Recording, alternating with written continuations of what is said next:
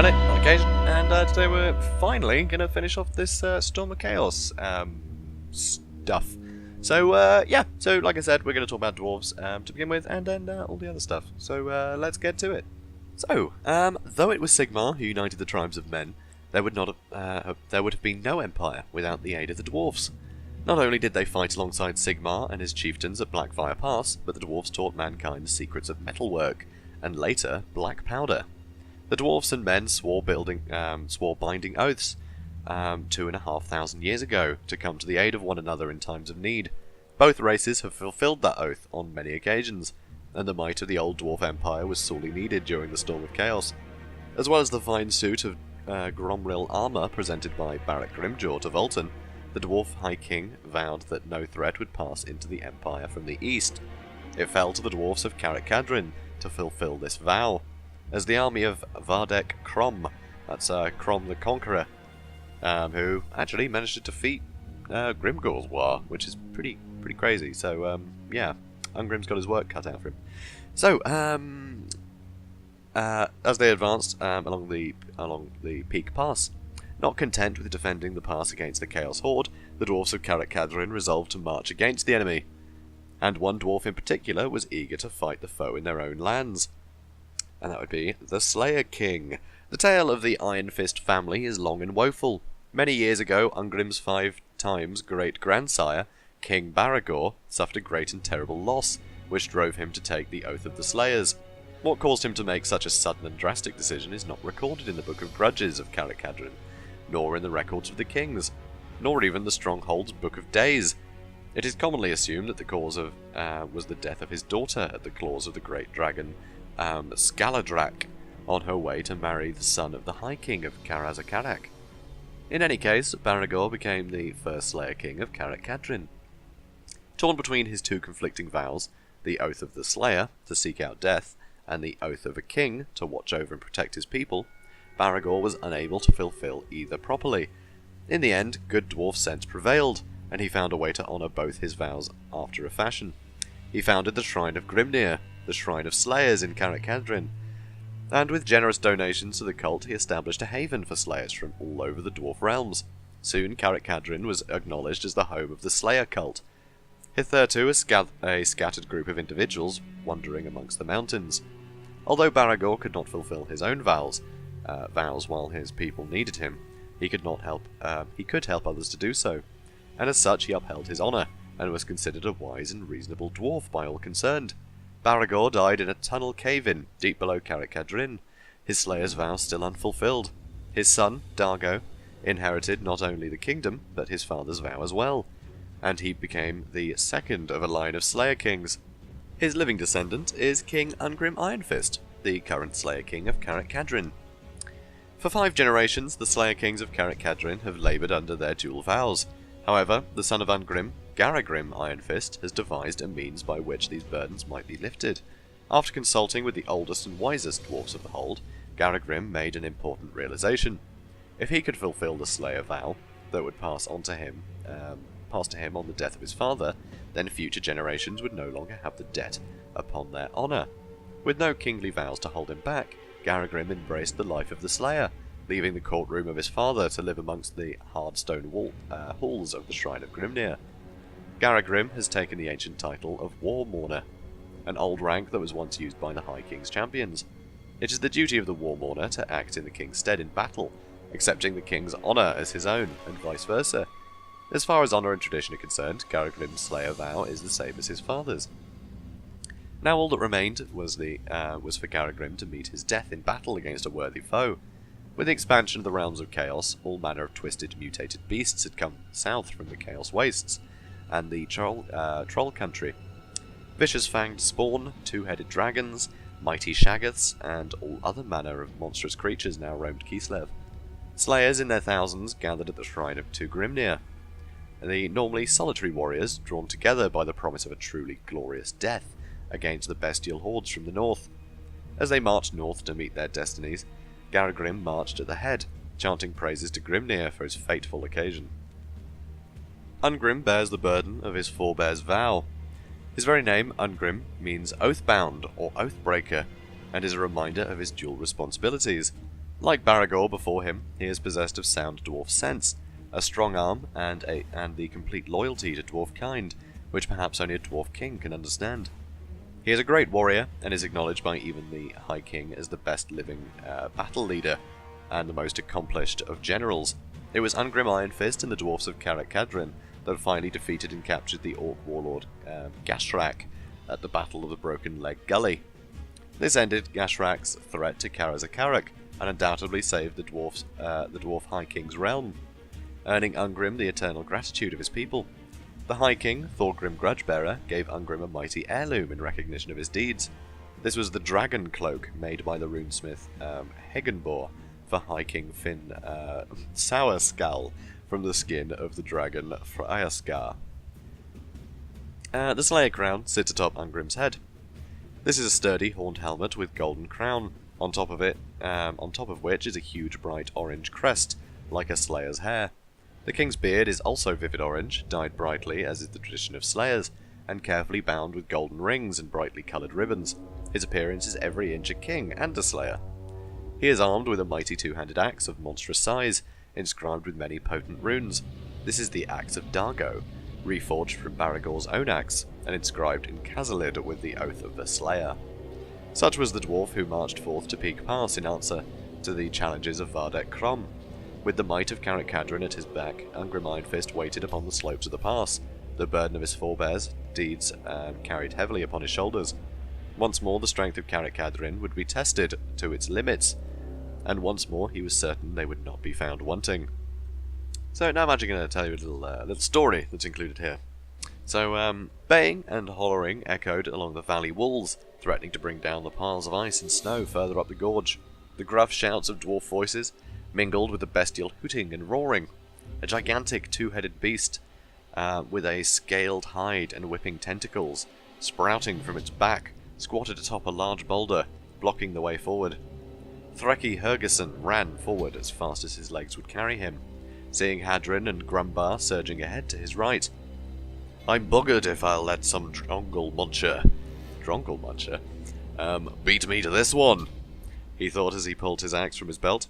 Around him, the other Slayers leapt to the attack, yelling battle cries and family oaths of vengeance. The first to swing his axe in earnest was Borin Thunderbeard, his blade careening off a bony plate covering the creature's left head. On a snake-like neck, the other head snapped forward, his jaw cutting the Slayer in half in a single snap of sword-length fangs. "Lucky beggar," thought Threki, as two more Slayers were gouged by the creature's raking front claws. Grumbar stumbled over a rock, and suddenly Threki found himself at the front of the massive orange-haired tattooed dwarfs. He brought his axe up high, the blade slicing through an outstretched furry paw, splattering green ichor over the ice-dusted rocks. The creature bellowed in pain and reared up, and Threki saw his opening. His axe bit deep into the grey flesh, and the creature backed away. Threki refused to relax his grip, and was dragged bouncing over the sharp rocks. Grumbar had regained his feet, and grabbed a handful of dark mane to haul himself atop the monster's back, with twin axes slicing into each side of its necks, severing the head.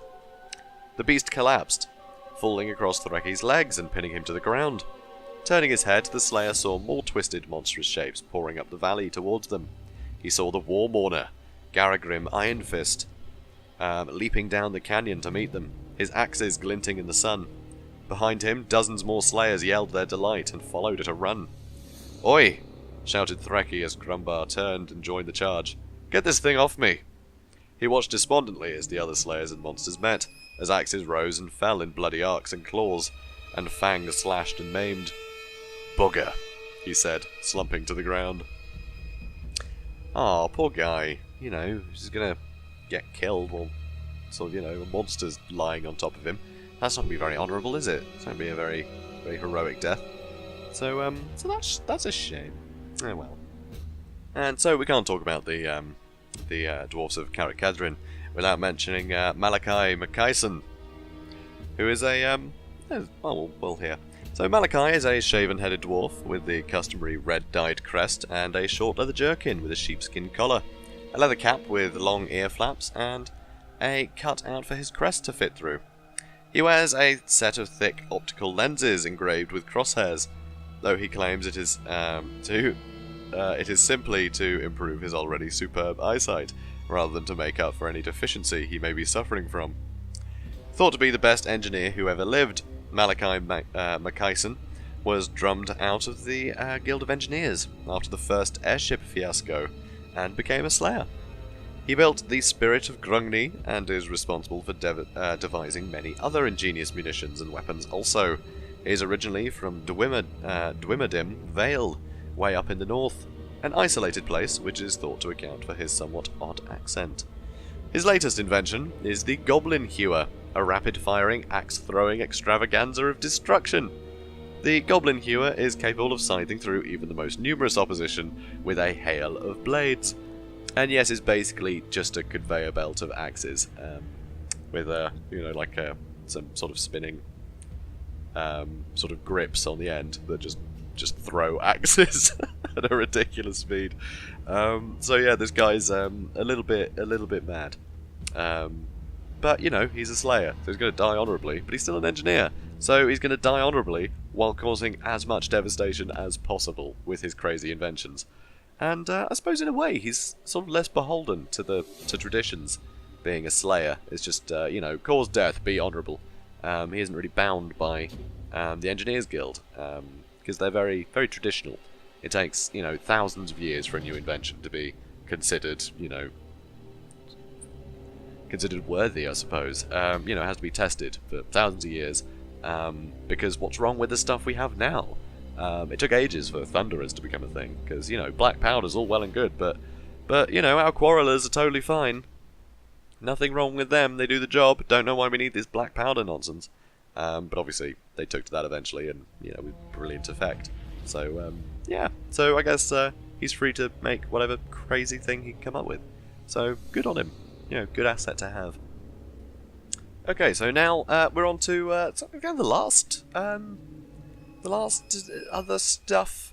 So, basically, it's just got all the other armies sort of just shoved into the back of this book. Well, at least most of them, I think. But anyway, so I'm just going to go through the other armies and what they're doing.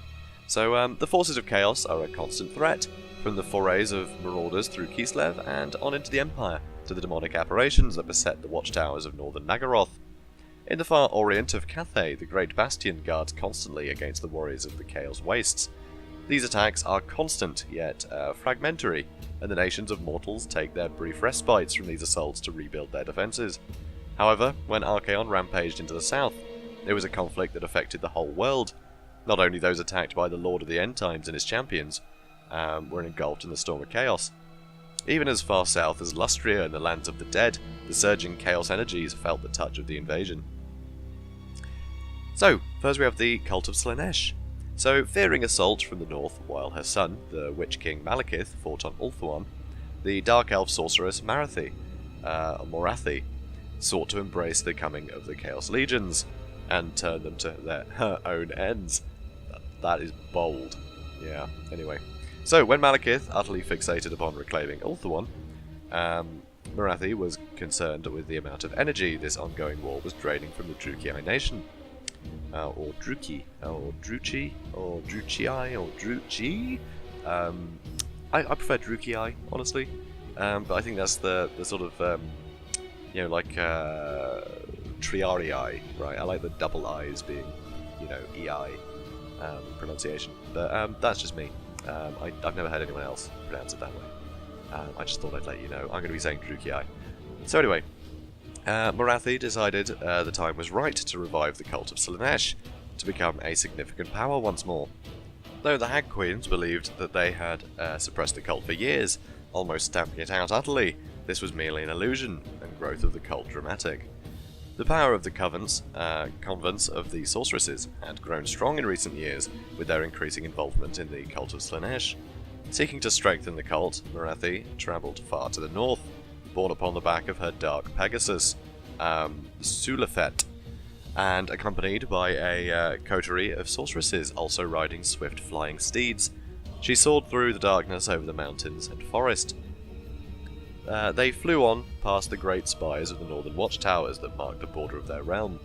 Yet still they flew on, pushing far into the enemy territory of the savage Chaos tribes known collectively as the Hung. Eventually, Malachi and her coterie directed their steeds to land upon the tainted soil, in the midst of a great gathering of warbands. An enormous fire burned at the heart of the gathering, around which sat the warlords and chieftains. The grim northern warriors clutched their cruel weapons tightly as the female elves leapt lightly from their saddles and gracefully walked through the campsite. None dared to halt their progress, for all could feel the power these strange, lithe women wielded as they made their way to the centre of the gathering.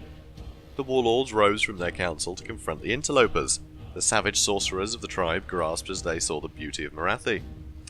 The eye of the great god Slanesh, who they knew as Shanor, was upon her, proclaimed the mystics. In their eyes, the favour of the Prince of Pleasure coiled around her like a serpent. In a spectacular, orgiastic ritual, Malachi summoned 60 troops of 6 demonettes, and bid them descend upon the tribe's main Kurgan rivals. The demonettes ripped through the Kurgan warbands with insouciant ease, and the warlords swore their oaths of alliance with the Dark Elf sorceress. So it came to pass that Malachi allied herself with the tribes that had been previously raiding the borders of Nagaroth. Word of her alliance spread throughout the Hung tribes, to whom she became known as the Consort Queen of Shanor. With Malachi at their head, her chaotic allies began the march towards the lands of the Dark Elves. No more would they have need to assault these lands, for behind Malachi they would march within its borders without bloodshed. When they arrived in Nagaroth, Malachi planned to form her great cult army and turn towards the south, towards the steaming jungles of Lustria. In her greed for the ancient magical marvels of the Old Ones, she sought once more to push deep into that land like a plunging dagger. To her son, Malekith, she justified this desire by feeding his own greed, for such wonders and weapons that lie dormant within the crumbling temple cities could surely be turned against the hated High Elves. The gods of chaos smiled down upon Malachi, for any attack against the fading lizardmen must weaken their resistance to the forces of chaos. So, Malachi's been busy. Bloody hell. Also, though, yeah, there's the Bretonnians need to get involved, right? Because, they're in trouble too. Like, just because they're not in the Empire doesn't mean they're not going to get attacked to pieces. So, from Karl Franz's Conclave of Light, messengers rode south, crossing the Grey Mountains at Helmgart and entering Bretonnia at Montfort. They made all speed to the capital at Curon, to the court of King Leoncoeur. A monarch ever aware of the threats to his nation, Lewin Leoncoeur was not surprised to hear the dire news that the emissaries brought. There were some amongst the dukes and knights who argued that the perils of the Empire were not their concern, and that they should look to securing their own borders and defences should the Empire fall to the might of Archaon. A warrior king in the greatest traditions of Bretonnia, Leoncoeur chastised these counsellors, and spoke of the Norse longship that had grown brave and ventured south to raid the coastal villages of Bretonnia. He saw that if the Empire were to succumb to the horde to the north, Bretonnia could not cope to hold against the tide that would be unleashed against his people. The Fey Enchantress too guided his decision, telling the court that it was the will of the lady that Bretonnia take to arms and aid their fellow men. Her divine mistress had come in dreams to many Grail Knights in the preceding nights, and even, that's right, to their knights in the preceding nights, and even now they were gathering at Montfort for the march north. The king had no hesitation in declaring a new errantry war against the forces of Archaon. He would ride north himself at the head of his knights, and prove to the world that the strength of Bretonnia had not lessened under his reign. Yet Bretonnia is a large realm, and its knights spread far and wide, and though many thousands answered the call to arms, it would take several months for the army to be readied for war. From north, south, east and west, young knights eager to prove their honour and worth gained the rank of Knight of the Realm, descended on the towns and cities of Bretonnia.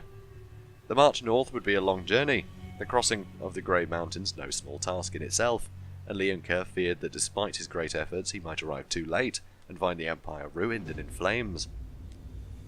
So next up we have the High Elves. They're also getting involved, which is good. Despite Malekith, attacking Ulthuan, they're still going to give some assistance to the Empire, because they always promise to do so, and it's chaos we're talking about, So anyway, as promised by Teclis, the High Elves sent what warriors they could spare from their battles with Malekith to aid in the fight against Archaon.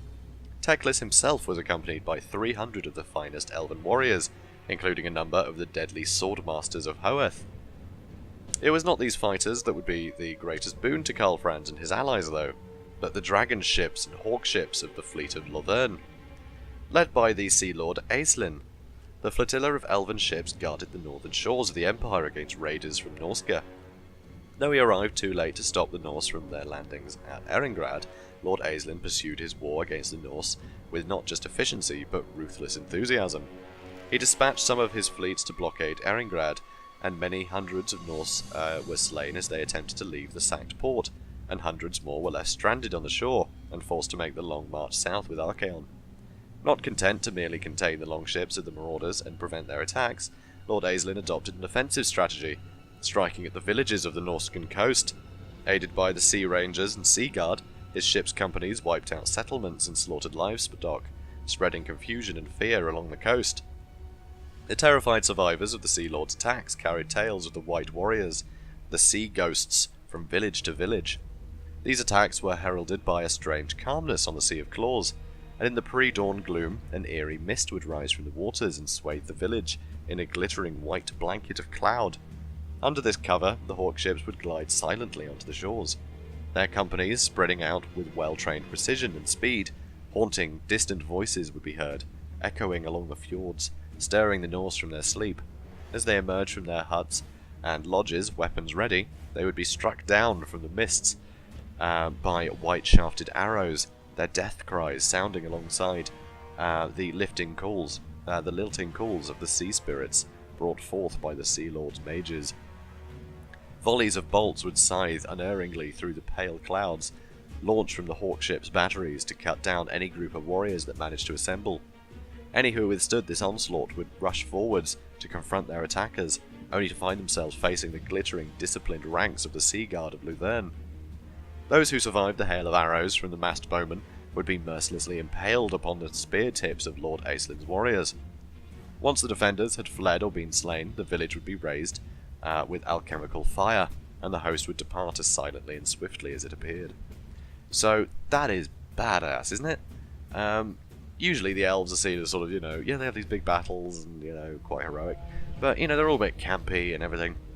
But that is just ruthlessly efficient slaughter. It's kind of terrifying. So, very cool. And, I imagine that would really help the Empire out. Because, a lot of Norskins can launch from those ports, So, pretty cool. So, also, one of my personal favourites, we've got the von Carsteins as well. They get involved too, because, they always do. So, they're very opportunistic, the vampires. So, in the east of the Empire, in the dread-laden lands of Sylvania, the vampire counts have been content for many years to bide their time, gathering their strength once again, perhaps for a new assault upon the lands of the living. In the quiet, haunted castles of that dark realm, they have plotted and schemed, content that the Empire has threats enough to face without the return to the vampire wars. The sinister peace of the dead was to be disturbed, and from an unexpected quarter. From the east, across Peak Pass, the warriors of Vardek Krom came from the Dark Lands. Though the majority of his host would be met in Peak Pass by the Dwarfs of Carrick-Cadrin, there were still many thousands of warriors in smaller forces, and warbands that made their way into the Empire by more treacherous, less obvious routes. It was no surprise then that many of these Chaos Worshippers crossed the unmarked boundaries into the lands of the vampire counts. The von Carsteins are jealous guardians of their borders, and will not suffer the presence of any who do not owe allegiance to them. Thus the presence of so many warriors of the Dark Gods was met by a swift response. As accustomed as they were to the harsh life and dangers of the Chaos Wastes, the tribesmen who had followed Krom across the Darklands were ill-prepared for the terrors that would confront them. They assaulted ancient twisted towers and found them garrisoned by skeletons, dressed in mouldering Empire uniforms. Wailing, ethereal creatures stalked them at night, their piercing screams plaguing their nightmares. They came across villages infested with mindless zombies and flesh-eating ghouls, and corpse groves and graveyards that stirred at their approach. All of this was little compared to the dread foes they would face when the von Carsteins themselves emerged from their castles and keeps to do battle against the invaders. With unholy strength that matched the Chaos Warband's own greatest champions, the sorcerous powers the equal of the most skilled shamans, the vampires descended upon the warriors of Crom with savage furiosity. They tore armoured warriors limb from limb with their bare hands and hewed through ranks of marauders with baleful swords. The ground erupted with regiments of the undead, armed with rotten crossbows and halberds, while dark coaches crashed through their lines driven by silent, terrifying spectres. Though dreadfully afraid of the foes they faced, the warriors were scared even more by the thoughts of failing the conqueror and their own dark gods. They pressed on despite their losses, and the attacks of the vampires and their shambling legions grew ever more frequent.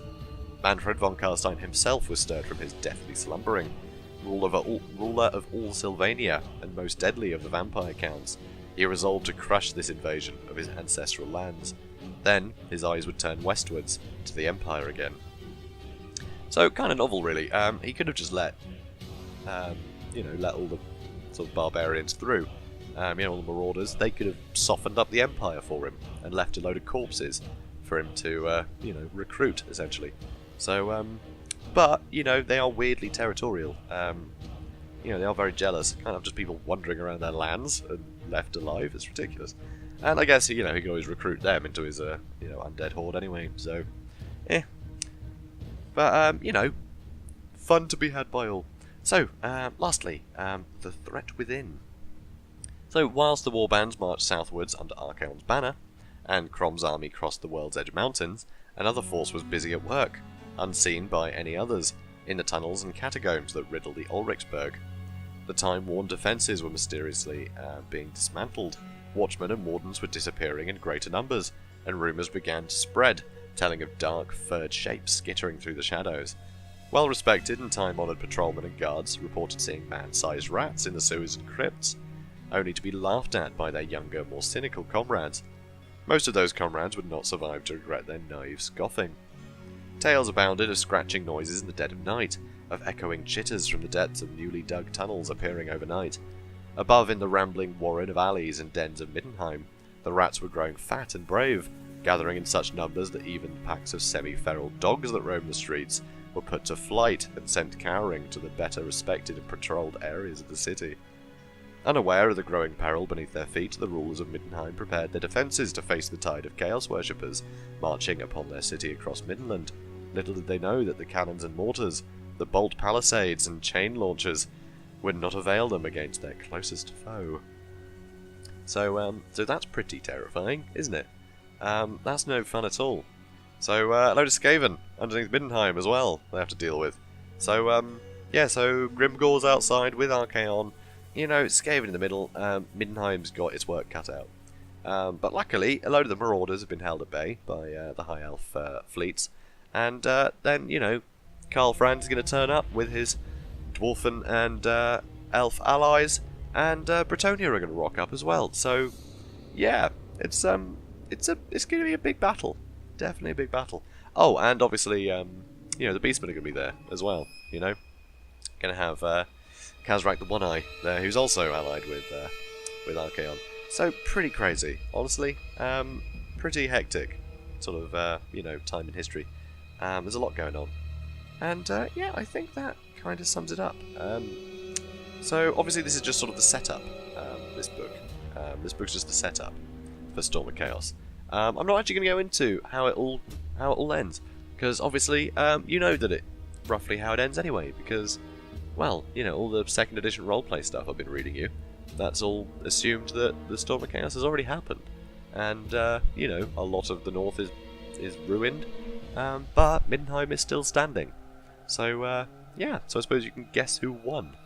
So, guys, I think that about sums it up. I think this is actually 2 episodes worth. I haven't chopped it up yet, but I will be. This is probably, episode 3 of the Storm of Chaos episodes, which is a little bit insane. So, good fun though. I really like the Storm of Chaos. When I play Fantasy Roleplay 3rd edition, it doesn't assume Storm of Chaos has happened, because that had already been retconned by then.